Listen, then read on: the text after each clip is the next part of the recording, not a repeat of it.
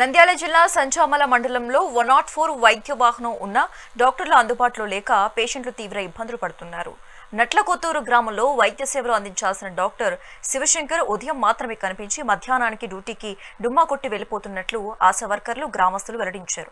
Doctor లేకపోవడంతో ASHA worker Malleswari BP sugar check చేసి మందులు ఇవ్వాల్సిన పరిస్థితి ఏర్పడిందన్నారు.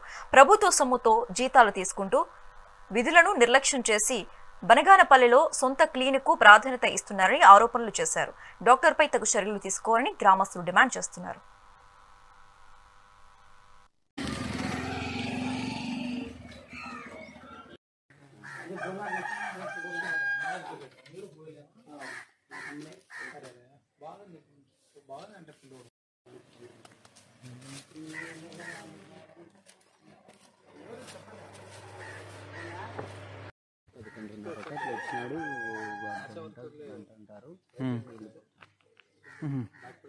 అర్ధ గంట అండి పోతారా?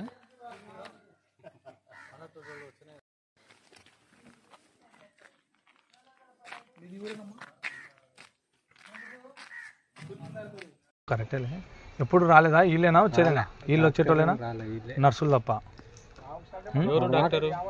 ఎవరో మరి అసలు డాక్టర్ ఎవరైనా తెలియదు, పేరు కూడా తెలియదు. వచ్చి నువ్వు ఎప్పుడైనా చూపించుకుంటావా? ఎప్పుడు చూపించుకోవాలి. రారు అడిగి డాక్టర్ రాడని నమ్ముకుందా రారు.